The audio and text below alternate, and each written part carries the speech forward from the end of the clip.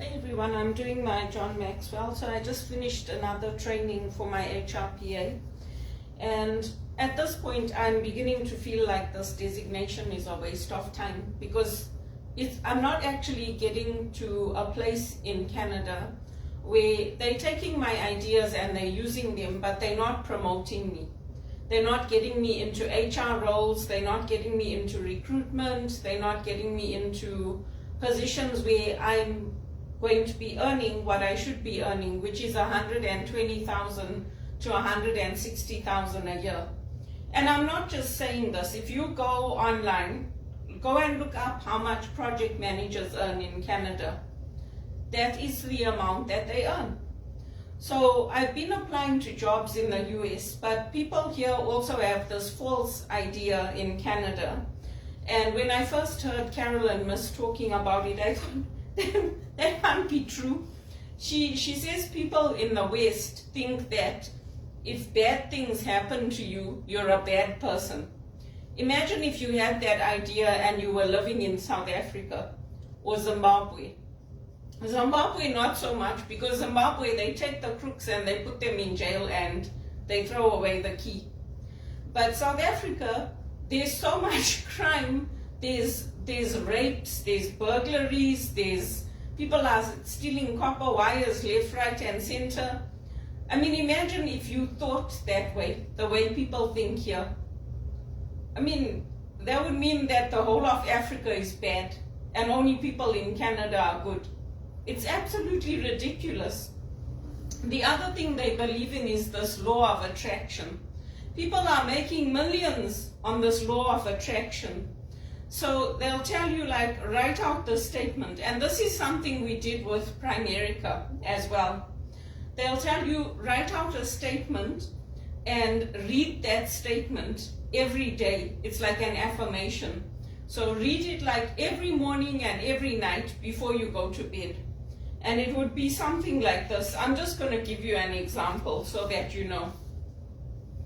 So it's talking about desire, right? Because one of the things that we do as spiritual directors is we talk about what is your desire, what is your gift, what is God's calling.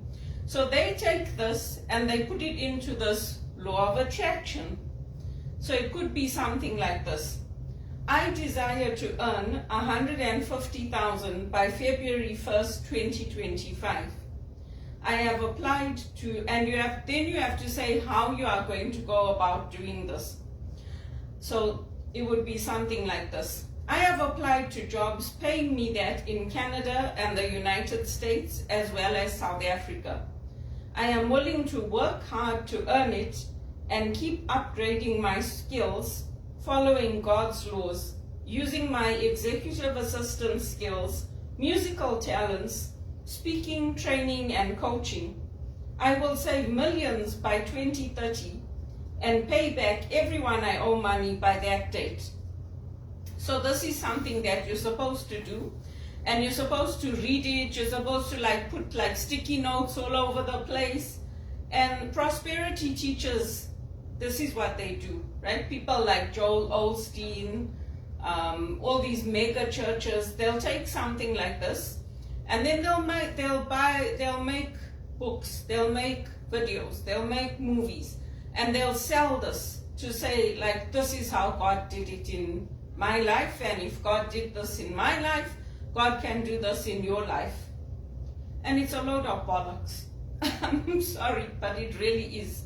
Because the reality is that in life, the same way as in the Bible, yesterday I was looking at this 21 qualities of leaders in the Bible, and I was looking at the discernment. It's not that simple, right? So it's like they'll tell you that it's you are the problem because everything is not working for you, but it's working for everybody else. The problem is that until now, other people were not coming forward. It had to get to a stage, and this happened back in 2008 as well. The country imploded, and the banks refused to give second mortgages, they refused to help people, they refused to extend loans. They rather would have people out living on the street than help somebody like me who's held a mortgage for 10 years. So it doesn't work that way. You can't control God. Basically, that's it. You can't. I mean, the best laid plans will fail. And it's a lot of bollocks. You can read those affirmations every day. You can read them every morning, every night. You can read them for 2 years. But the people making the decisions are the ones coordinating it. So you're not going to get anywhere. What happened to Joseph when I went through this, what happened to Joseph? He went to jail. He was left there to rot. He was left with 2 other criminals. And he had to keep his faith in those difficult circumstances. And then when he came out, he had to prove himself. So who do you think of when you think of people that have done that? Is there anyone in Canada that's done that? No. Are there any politicians in those positions that have done that? No. Because they don't put them in jail. They just kick everybody else out, like Bill Monroe, Chrystia Freeland. They just reshuffle all of them. They won't put the leader in jail. So with our leaders, they went to jail. Mandela went to jail, Mugabe went to jail, many of our leaders went to jail. And the whites controlled it. They controlled it.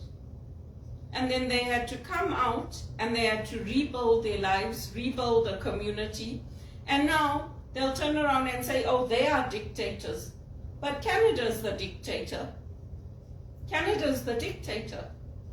If we refuse to go and get vaccines, they'll take us and put us in jail.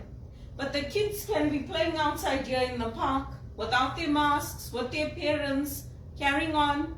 Nothing will happen to them. They'll focus on people like me. They'll say, how did she get all that? How did she accomplish all those degrees, diplomas? How did she get those positions in contracts? Multi-million-dollar contracts supporting the banks. How come she got them? And how come we didn't get them? How come? That's how God works. And then they'll cause chaos and chaos and chaos and chaos until they get me out of those jobs. And that's what they've been doing. It didn't stop God's favor. That's why I'm saying now I'm prepared to go home. And all this thing, when you go into the airports and all that, when I was traveling, when I was going home to South Africa, this is 5 years ago now, I was traveling British Airways, so I went up to the lounge and they said to me, oh, you can come inside here. I said, no, I'm not a club member. They're like, oh, you can come sit here. We know who you are. I'm like, no, I'm not coming. I didn't pay for your club membership. I'm not coming to sit inside there. And I went down, there was a prayer room. This prayer room was packed with all the Muslims. All the Muslims were in there. It was packed. Nobody else was going in there. We are not a society of a Babel tower. I do not believe in you having a prayer room where this side is for the Muslims, the side is for the Christians, the side is for the Jews. We do not believe in the same God. We do not. I'm sorry, we do not. Jesus is the way, the truth, and the life, and there is no way to the Father except through him. And the Catholic Church has never changed their teaching, and it is not going to change their teaching. It's just the reality. It's not. Even here in Canada, Scotiabank built prayer rooms for the Muslims. Even at Teleperformance, they have prayer rooms for the Muslims. The rest of us have to go and find the chapel. If we're lucky, we'll find it. This law of attraction is rubbish, man. Yes, it does get you down when people are speaking evil into your life, telling you, you are the problem, you'll never succeed, you'll never make anything of your life, you'll never earn the money that you think you're going to earn. But God proves them wrong. If we are dedicated, if we are disciplined, if we are faithful, if we are following Jesus, things will work out for us. Maybe they won't work out immediately. Maybe we'll even die like Elvis in poverty because of evil people like Colonel Tom Parker.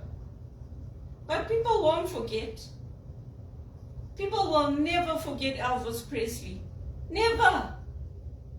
Ever, ever. They will never forget him. And they'll remember him for the good, for the music, for what he did, for his faith. Just like we'll never forget Hitler for his evil, for his mercy killings, for his taking people and putting them in work camps, forcing them to work at all hours of the day and night, closing down the churches, closing down the libraries. What happened in COVID? What happened? I'm so proud of Novak for refusing to take that vaccine. If I had the money and I could sit at home and say, I'm not taking your stupid vaccine, go fuck yourself, I would have done it too. I would have done it. But I didn't have a choice, just like in apartheid, just like under the segregation. There's a lot of things I had to do because I didn't have a choice. So this law of attraction is nonsense. I wrote this thing because I wanted to give an example. So I wrote it in the book, but I don't just read books and take them at face value. We have to learn to be discerning and to think critically. Because life doesn't, bad things don't only happen to bad people. Bad things happen to good people. And the stories are there. They're in the Bible for us to see. They're in the Josephs, they're in the Esthers, they're in Jesus. Do you think Jesus deserved to be crucified? Do you think I deserve to be constantly let go from my jobs, to lose everything in Canada? Do you think I deserved it? I didn't deserve it. I didn't deserve it. The same way that the political leaders in Africa, the Mandelas and the Ahmeds and whoever, they didn't deserve to be put into jail because they asked for equal rights. Just like me, I asked for equal rights. I asked for my religion to be respected. I asked for accommodation for my health. And the answer was, no, go to hell. You either take it or you go. There's no job for you. That's how I get treated. So don't give me all this bollocks about law of attraction. It's a load of rubbish. It's a load of rubbish. Faith, yes, faith is important, but that is not faith. That is just money making.